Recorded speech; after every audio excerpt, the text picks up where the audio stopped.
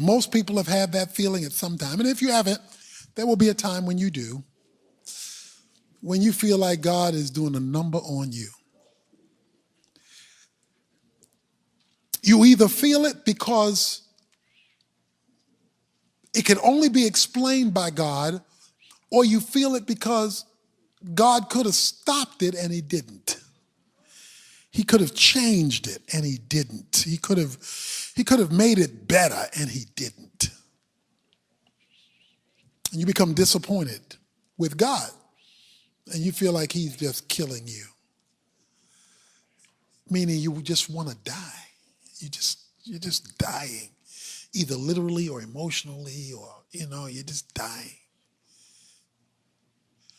God, why are you killing me? In the last 24 hours, I've talked to 5 people, 5 different individuals who are dying. That is, who felt like they were unraveling, either emotionally or circumstantially or career-wise, or they were hurting.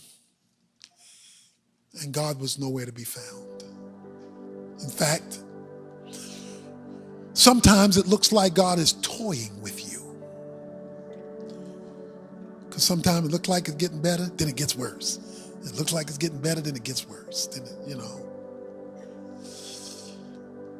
finally it looks like he answered your prayer, and they ain't not answering your prayer.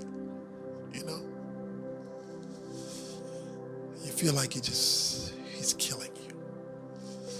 Because I'm praying to you and it's not getting better. You tell me you love me. I don't feel like you love me. You tell me you're going to be with me. I can't see you. And it's getting worse. And I'm dying. Why is God killing me? 2 Corinthians 1 says in verse 8, "For we do not want you to be unaware, brethren, of the affliction which came to us in Asia, that we were burdened excessively, beyond our strength, so that we despised the even of life." How bad was it, Paul? Verse 9, the first line, "Indeed, we had the sentence of death written on ourselves." He says it was bad. I mean, it was really, really bad. He says it was affliction, and then he throws in this phrase, "It was beyond our strength." So what I want to do right now is I want to demythologize. I want to remove a myth that we have all quoted, said, felt, repeated to other people and to ourselves. And the myth is, God won't put more on you than you can bear.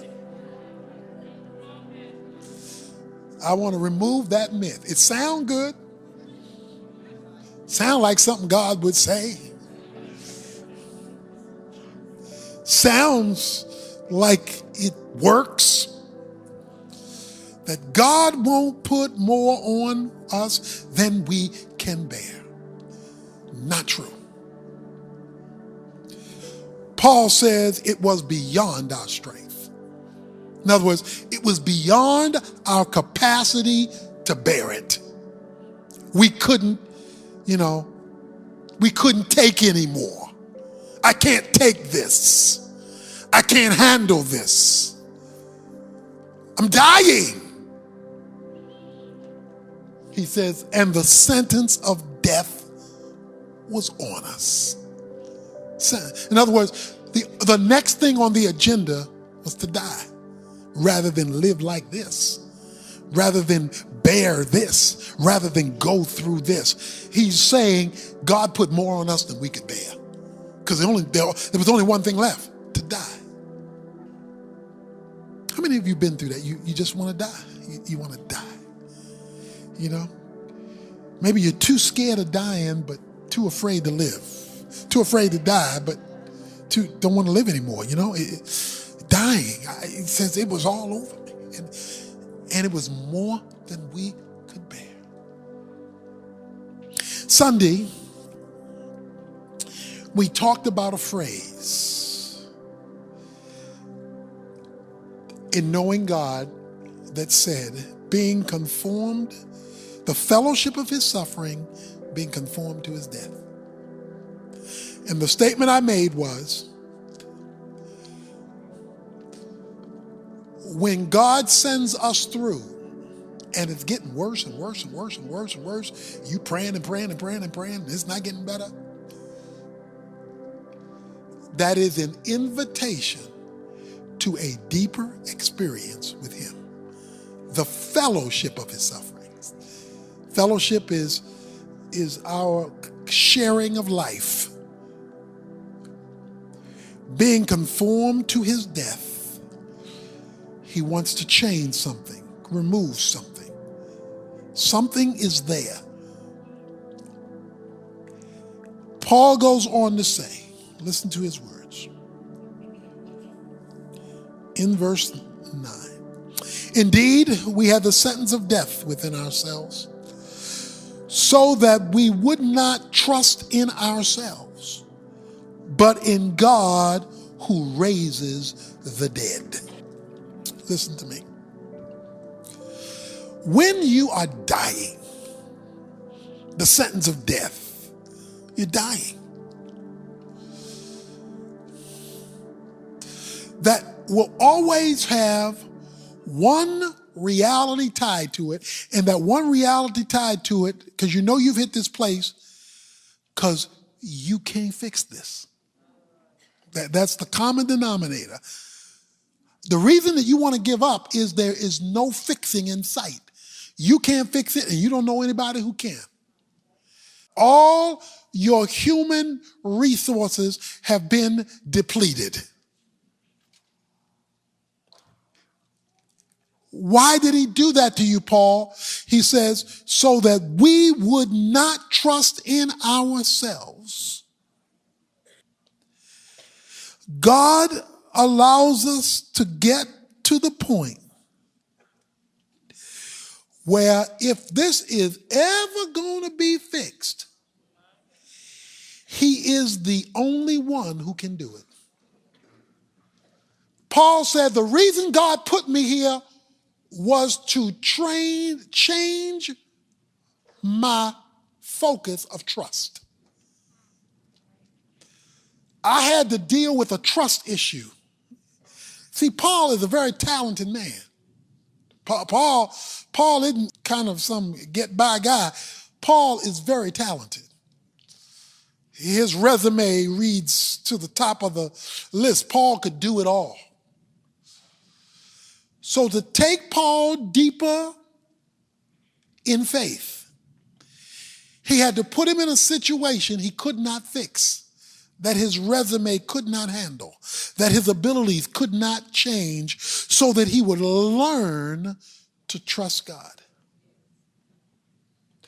So to force him to a deeper faith level, he put him in a situation he couldn't handle, beyond his strength.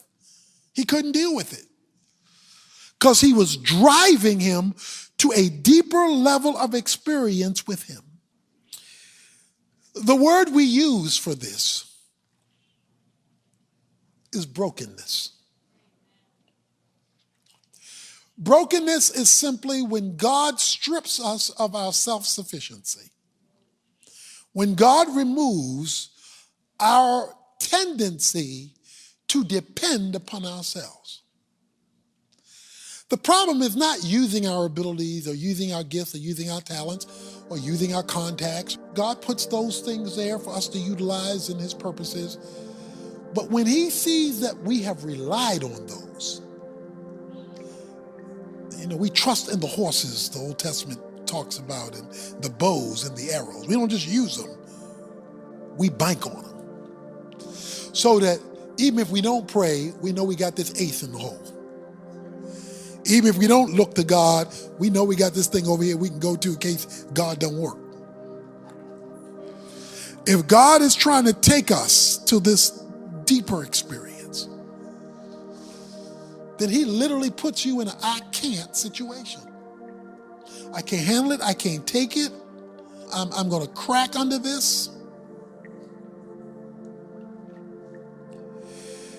But in God who raises the dead, God who raises the dead. It takes an awful lot of power to raise something dead. Yeah, you got to have a little something, so you got to have some juice to raise the dead, okay? One thing you know, if something was dead that got up, whatever got it up got a little something going on. Because it takes some juice to raise the dead. One of our problems with God is we've never seen him raise the dead. We have never seen, so many Christians have never seen God take a hopeless situation and flip it. Because it's in those times when he takes something that's hopeless and you see no way, no how, and he flips that God has now become real to you at a level that he was not before. Like Job, it's easy to say, I've heard about him with the hearing of the ear. That's easy. You can do that every Sunday, every Wednesday. Hear about him with the hearing of the ear. But it's a whole nother thing to say, I have seen him with my own eyes. That's a whole different paradigm when the understanding of the reality of God has now burst on the scene because you watched the resurrection. That's why God let Lazarus die. He says, I let Lazarus die because I want to show you something. And Martha and Mary were all upset. They said, you know, if you would have been here, and Jesus stayed away on purpose, let him die because he wanted to show them a resurrection. Is God being mean? Is he being ornery? It feels that way when you're going through it, but what he's really doing is trying to take you deeper. He's trying to blow your mind, because that's what a resurrection does. It blows your mind. Don't stop God from blowing your mind.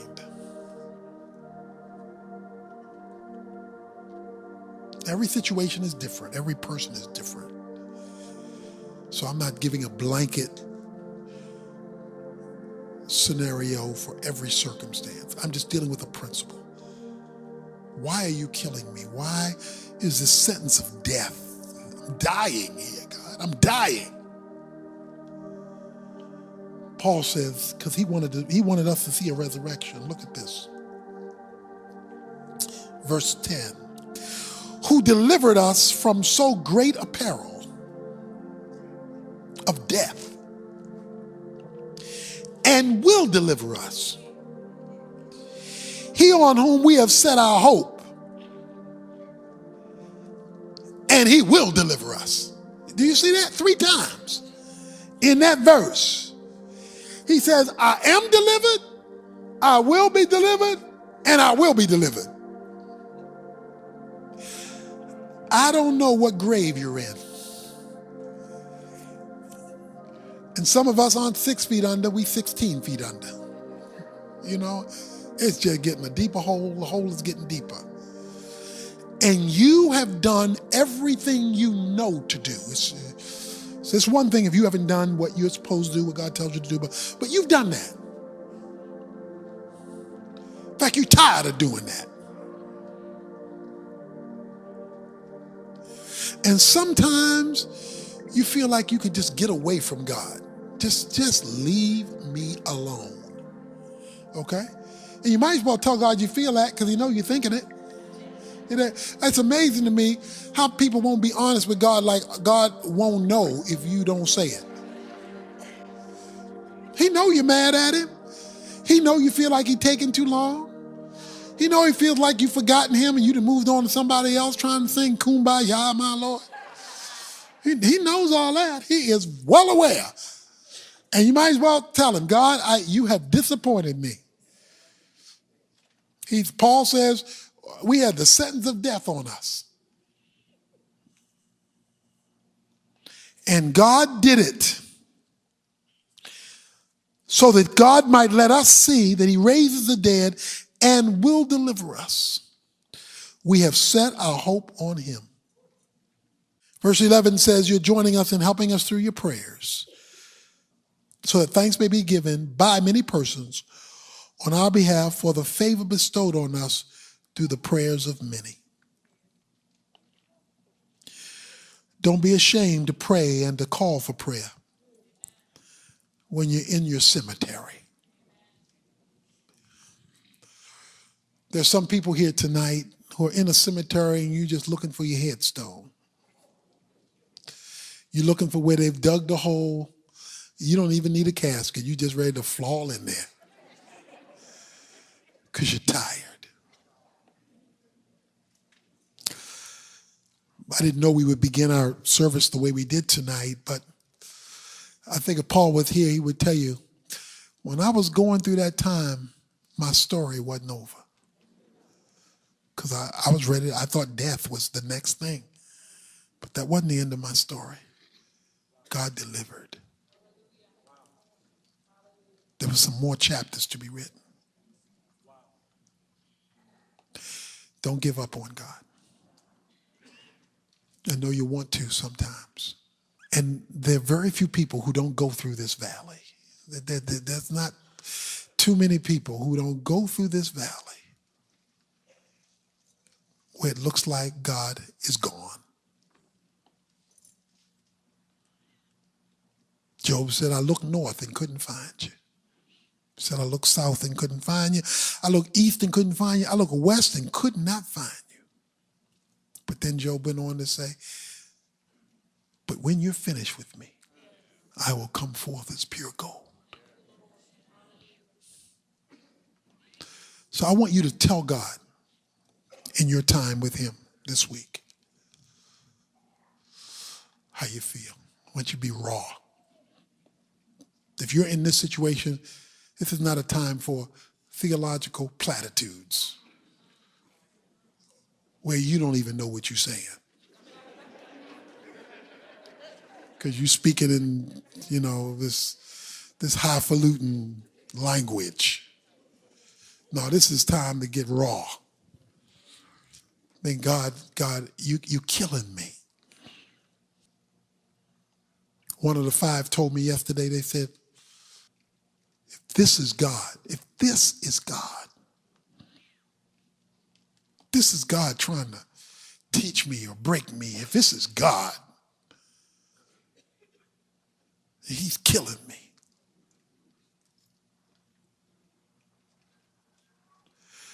But that was the same one that got the phone call this afternoon that raised the dead.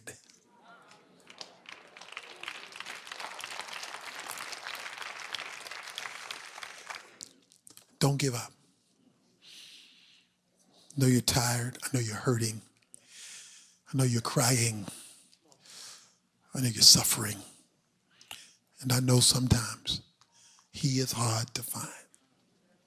But remember, when God is silent, he is not still.